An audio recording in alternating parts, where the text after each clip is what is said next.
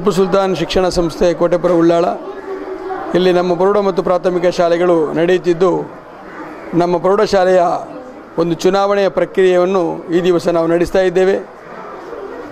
ಮಕ್ಕಳ ವಿದ್ಯಾರ್ಥಿಗಳ ಒಂದು ಪಾರ್ಲಿಮೆಂಟನ್ನು ಪ್ರತಿ ವರ್ಷದಂತೆ ಈ ವರ್ಷ ಕೂಡ ನಾವು ಚುನಾವಣೆಯ ಮಾದರಿಯಲ್ಲಿ ಈ ಕಾರ್ಯವನ್ನು ಮಾಡ್ತಾ ಇದ್ದೇವೆ. ಈಗಾಗಲೇ ಚುನಾವಣೆಯಲ್ಲಿ EVM ಮಿಷನ್ ಎಂಬಂಥ ಒಂದು ಮಿಷನ್ ಬಂದು ಅನೇಕ ಜನರಿಗೆ ಸ್ವಲ್ಪ ಒಂದು ಗೊಂದಲಗಳಿವೆ.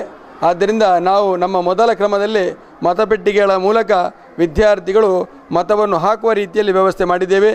ಚುನಾವಣೆಯಲ್ಲಿ ಹೇಗೆ ಚಿಹ್ನೆಯನ್ನು ನೀಡಿಕೊಂಡು ಅಭ್ಯರ್ಥಿಗಳ ಮೂಲಕ ಆಯ್ಕೆ ಆಗ್ತದೆಯೋ ಅದೇ ರೀತಿ ಇಲ್ಲಿ ಕೂಡ ನಮ್ಮ ಶಾಲಾ ನಾಯಕ, ಉಪನಾಯಕ, ಅದೇ ರೀತಿ ವಿರೋಧ ಪಕ್ಷದ ನಾಯಕರುಗಳು ಎಲ್ಲ ಸ್ಥಾನಗಳಿಗೆ ನಾವು ಅವರಿಗೆ ಚಿಹ್ನೆಯನ್ನು ನೀಡಿದ್ದೇವೆ.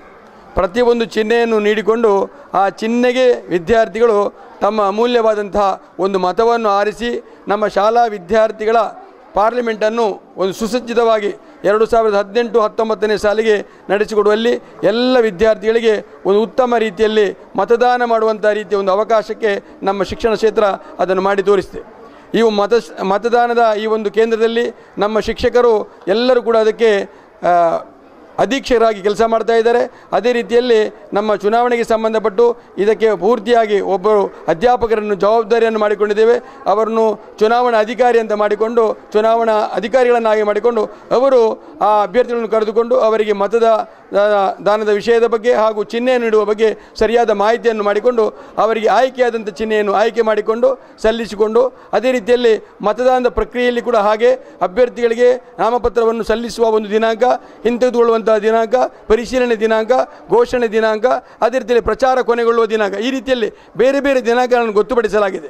ಹೇಗೆ ನಮ್ಮ ಮತದಾನ ನಡೀತಾ ಇದೆಯೋ ಅದೇ ರೀತಿಯಲ್ಲಿ ನಮ್ಮ ಭಾರತ ಚುನಾವಣಾ ಆಯುಕ್ತರು ಹೇಗೆ ಮತದಾನ ಪ್ರಕ್ರಿಯೆಯನ್ನು ಮಾಡುತ್ತಾರೋ ಅದೇ ರೀತಿಯಲ್ಲಿ ಒಂದು ಮಾದರಿಯಾಗಿ ನಮ್ಮ ಪ್ರೌಢಶಾಲಾ ಶಿಕ್ಷಣ ಸಂಸ್ಥೆ ಆ ರೀತಿಯಲ್ಲಿ ವಿದ್ಯಾರ್ಥಿಗಳ ಸಂಸತ್ತಿಗೆ ಉತ್ತಮ ರೀತಿಯಲ್ಲಿ ಒಂದು ಚುನಾವಣೆಯ ಪ್ರಕ್ರಿಯೆಯನ್ನು ಮಾದರಿಯಾಗಿ ಮಾಡುವಂಥ ಕೆಲಸವನ್ನು ಮಾಡಿಕೊಳ್ತಾ ಬಂದಿದೆ.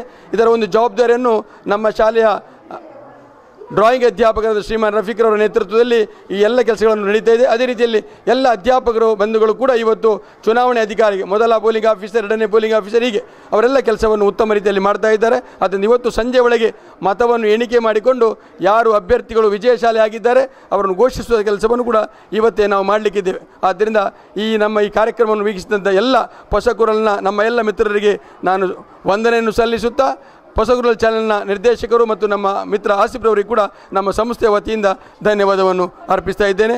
ನಮ್ಮ ಕನ್ನಡ ಮಾಧ್ಯಮ ಶಾಲೆಯನ್ನು ತಾವೆಲ್ಲರೂ ಕೂಡ ಬೆಂಬಲಿಸಬೇಕು.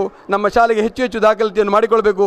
ಉತ್ತಮ ಗುಣಮಟ್ಟದ ಶಿಕ್ಷಣವನ್ನು ನಾವು ನೀಡ್ತಾ ಇದ್ದೇವೆ. ಕಳೆದ ಸಲ ಕೂಡ 87% ಫಲಿತಾಂಶ ಬಂದು ಉತ್ತಮ ಸಾಧನೆಯನ್ನು ಉಳ್ಳಾಳ ಕ್ಲಸ್ಟರ್ ಮಟ್ಟದಲ್ಲಿ ಮಾಡಿದೆ ಅಂತ ಹೇಳಲಿಕ್ಕೆ ಸಂತೋಷ ಪಡ್ತಾ ಇದ್ದೇನೆ. ಸಹಕರಿಸಿದ ಎಲ್ಲ ಅಧ್ಯಾಪಕ ಬಳಗದವರಿಗೂ ನಮ್ಮ ವೀಕ್ಷಕರಿಗೂ ನಾನು ವಂದನೆಯನ್ನು ಸಲ್ಲಿಸುತ್ತೇನೆ. ನಾನು ಆಯಿಷಾ ಉಮ್ಮು ಸಲ್ಮಾ 10ನೇ ತರಗತಿಯಲ್ಲಿ ಕಲಿಯುತ್ತಿದ್ದೇನೆ. ನಾನು ಪ್ರಸ್ತುತ ಶೈಕ್ಷಣಿಕ ವರ್ಷದಲ್ಲಿ ನಾಯಕಿ ಸ್ಥಾನಕ್ಕೆ ಅಭ್ಯರ್ಥಿಯಾಗಿದ್ದೇನೆ. ನಾವೆಲ್ಲರೂ ಈ ಚುನಾವಣೆಯಲ್ಲಿ ಶಿಕ್ಷಕರ ಮಾರ್ಗದರ್ಶನದಂತೆ ಬಹಳ ಖುಷಿಯಿಂದ ಪಾಲ್ಗೊಳ್ಳುತ್ತಿದ್ದೇವೆ.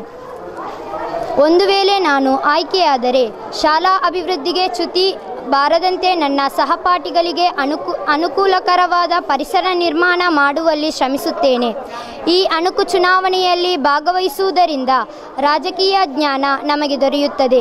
ಎಲ್ಲ ವಿದ್ಯಾರ್ಥಿಗಳು ಕೂಡ ಶಿಸ್ತನ್ನು ಅಳವಡಿಸಿಕೊಳ್ಳಲು ಸಹಕಾರಿಯಾಗುತ್ತದೆ. ಮೊಹಮ್ಮದ್ ಹಸನ್ ಜಿಯಾದ್, ನಾನು 10ನೇ ತರಗತಿಯಲ್ಲಿ ಕಲಿಯುತ್ತಿದ್ದು ನಾನು ಈ ಶಾಲೆಯ ನಾಯಕ ಅಭ್ಯರ್ಥಿಯಾಗಿ ಭಾಗವಹಿಸಿಕೊಳ್ಳುತ್ತಿದ್ದೇನೆ. ಇದು ವಿದ್ಯಾರ್ಥಿಗಳಲ್ಲಿ ನಾಯಕತ್ವ ಗುಣವನ್ನು ಬೆಳೆಸಿಕೊಳ್ಳುವ ಉದ್ದೇಶದಿಂದ ಶಾಲಾ ಪಾರ್ಲಿಮೆಂಟ್ ಎಂಬುದು ಎಲ್ಲ ಶಾಲೆಗಳಲ್ಲೂ ಅಸ್ತಿತ್ವದಲ್ಲಿದೆ. ಚುನಾವಣಾ ಪ್ರಕ್ರಿಯೆಗಳ ಕಾರ್ಯಕಲಾಪಗಳನ್ನು ತಿಳಿದುಕೊಳ್ಳಲು ವಿದ್ಯಾರ್ಥಿಗಳಿಗೆ ಇದೊಂದು ಉತ್ತಮ ವೇದಿಕೆಯಾಗಿದ್ದು ನಮ್ಮ ಕರ್ತವ್ಯಗಳನ್ನು ಏನೊಂದು ತಿಳಿದುಕೊಂಡು ಅದನ್ನು ಹೇಗೆ ನಿಭಾಯಿಸಬೇಕೆಂದು ಇದರಿಂದ. ಎಲ್ಲರಿಗೂ ನಮಸ್ಕಾರ. ಅನುದಾನಿತ ಟಿಪ್ಪು ಸುಲ್ತಾನ್ ಶಿಕ್ಷಣ ಸಂಸ್ಥೆ ಕೋಟೆಪುರ ಉಳ್ಳಾಳದಲ್ಲಿ ಪ್ರತಿ ವರ್ಷವೂ ಸಹಪಠ್ಯ ಚಟುವಟಿಕೆಗಳಿಗಾಗಿ ನಾವು ಬಹಳ ಒತ್ತು ಕೊಡುತ್ತಾ ಬಂದಿದ್ದೇವೆ. ಈ ಸಲ ಕೂಡ ವಿದ್ಯಾರ್ಥಿ ಸಂಸತ್ತಿನ ಚುನಾವಣಾ ಪ್ರಕ್ರಿಯೆಯನ್ನು ನಾವು ಮಾಡ್ತಾ ಇದ್ದೇವೆ. ಈಗಾಗಲೇ ನಮ್ಮ ಶಾಲಾ ಮುಖ್ಯಸ್ಥರು ನೀಡಿದಂಥ ಮಾಹಿತಿಯ ಮೇರೆಗೆ ಅದೇ ಪ್ರಕಾರ ನಮ್ಮ ಚುನಾವಣಾ ಕಾರ್ಯಕ್ರಮ ನಡೀತಾ ಇದೆ. ನಾನು ಈ ಸಂಸತ್ತಿನ ಸಹ ನಿರ್ದೇಶಕನಾಗಿದ್ದುಕೊಂಡು ಈ ಚುನಾವಣಾ ಜವಾಬ್ದಾರಿಯನ್ನು ವಹಿಸಿಕೊಂಡಿದ್ದೇನೆ. ನಮ್ಮ ಶಾಲೆಯಲ್ಲಿ ಈ ಚುನಾವಣೆ ಘೋಷಣೆ ಆದಾಗ ಸಾಧಾರಣವಾಗಿ ಒಂದು 7 ಅಭ್ಯರ್ಥಿಗಳು ನಮಗೆ ನಾಮಪತ್ರವನ್ನು ಸಲ್ಲಿಸಿದ್ದು, ಅಂತಿಮ ಕ್ಷಣದಲ್ಲಿ 4 ಅಭ್ಯರ್ಥಿಗಳು ಚುನಾವಣಾ ಕಣದಲ್ಲಿ ಉಳಿದಿದ್ದಾರೆ. ಇದರಲ್ಲಿ ಶಾಲಾ ನಾಯಕ ಸ್ಥಾನ ಮತ್ತು ಉಪನಾಯಕ ಸ್ಥಾನಕ್ಕೆ ನಾವು ಚುನಾವಣೆಯನ್ನು ಮಾಡ್ತಾ ಇದ್ದೇವೆ. ನಾಯಕ ಸ್ಥಾನದಲ್ಲಿ 2 ಅಭ್ಯರ್ಥಿಗಳು, ಉಪನಾಯಕನ ಸ್ಥಾನದಲ್ಲಿ 2 ಅಭ್ಯರ್ಥಿಗಳು ಈಗಾಗಲೇ ಕಣದಲ್ಲಿದ್ದು ಚುನಾವಣೆ ಪ್ರಕ್ರಿಯೆ ಈಗಾಗಲೇ ನೀವು ನೋಡಿದಾಗೆ ನಡೀತಾ ಇದೆ. ಶಾಲಾ ಸಂಸ್ಥನ್ನು ಚುನಾವಣೆ ನಡೆಸುವುದರ ಮೂಲಕ ನಾವು ಈ ಚುನಾವಣೆಯನ್ನು ಸಂಸತ್ತನ್ನು ರಚನೆ ಮಾಡ್ತೇವೆ.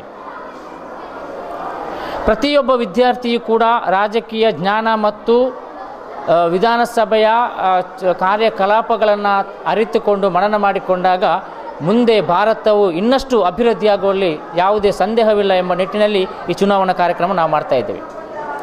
ಚುನಾವಣಾ ಸಂಸತ್ತು ರಚನೆ ಆದ ನಂತರ ಅಲ್ಲಿ ಎಲ್ಲ ನಮ್ಮ ಕರ್ನಾಟಕ ಸರ್ಕಾರ ವಿಧಾನಸಭೆಯಲ್ಲಿರುವಂಥ ಎಲ್ಲ ಮಂತ್ರಿ ಸ್ಥಾನಗಳನ್ನು ಕೂಡ ಎಲ್ಲ ಸ್ಥಾನಗಳಿಗೆ ಎಲ್ಲ ವಿದ್ಯಾರ್ಥಿ ಮಂತ್ರಿಗಳನ್ನು ಆಯ್ಕೆ ಮಾಡಿಕೊಂಡು ವರ್ಷಕ್ಕೆ 3 ಕಲಾಪಗಳನ್ನು ನಡೆಸಿಕೊಂಡು ನಾವು ಈ ಚುನಾವಣಾ ವಿದ್ಯಾರ್ಥಿ ಸಂಸತ್ತನ್ನು ನಡೆಸ್ತಾ ಇದ್ದೇವೆ. ಈ ವಿದ್ಯಾರ್ಥಿ ಸಂಸತ್ತರಲ್ಲಿ ಕೆಲವು ವಿದ್ಯಾರ್ಥಿಗಳು ಮಂತ್ರಿ ಸ್ಥಾನ, ಸಚಿವ ಸ್ಥಾನ ಪಡೆದವರು ಅವರಿಗೆ ಬೇಕಾದಂಥ ಅವರಿಗೆ ಶಾಲೆಯ ಕರ್ತವ್ಯಗಳಿಗೆ ಚ್ಯುತಿ ಬಾರದಂತೆ, ಶಾಲೆಯ ಶಿಸ್ತುಗಳಿಗೆ ಚ್ಯುತಿ ಬಾರದಂತೆ ಒಳ್ಳೊಳ್ಳೆಯ ಕರ್ತವ್ಯಗಳನ್ನು ಪೂರೈಸಿಕೊಂಡು ವಿದ್ಯಾರ್ಥಿ ಸಂಸತ್ತನ್ನು ಯಶಸ್ವಿಯಾಗಿ ನಡೆಸುವಲ್ಲಿ ನಮ್ಮೊಂದಿಗೆ ವಿದ್ಯಾರ್ಥಿ ಕೈ ಜೋಡಿಸ್ತಾರೆ.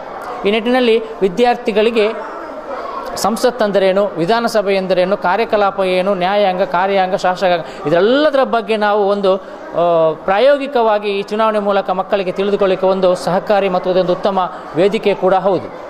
ಈ ನಿಟ್ಟಿನಲ್ಲಿ ನಾವು ಕಾರ್ಯಪ್ರವೃತ್ತರಾಗಿ ಈ ವಿದ್ಯಾರ್ಥಿ ಸಂಸತ್ ಚುನಾವಣೆಯನ್ನು ಆಯ್ಕೆ ಮಾಡಿಕೊಂಡು ಸರಾಗವಾಗಿ ನಡೆಸಿಕೊಂಡು ಬರ್ತಾ ಇದ್ದೇವೆ. ಈ ಚುನಾವಣೆಯಲ್ಲಿ ಈಗಾಗಲೇ 2 ಸ್ಥಾನದಲ್ಲಿ ಚುನಾವಣೆ ನಡೀತಿದ್ದು, ಅದು ನಾಯಕ ಮತ್ತು ಉಪನಾಯಕ ಸ್ಥಾನಕ್ಕಾಗಿ. ಇವೆರಡು ಇವತ್ತು ಸಂಜೆ ಒಳಗೆ ನಿರ್ಣಯ ಆದ ನಂತರ ನಾವು ಉಳಿದ ಸದಸ್ಯರನ್ನು ಸೇರಿಸಿಕೊಂಡು ಒಂದು ಮಂತ್ರಿಮಂಡಲ ರಚನೆ ಮಾಡಿಕೊಂಡು ಸಂಪುಟ ರಚನೆಯನ್ನು ಮಾಡಿಕೊಳ್ತಾ ಇದ್ದೇವೆ.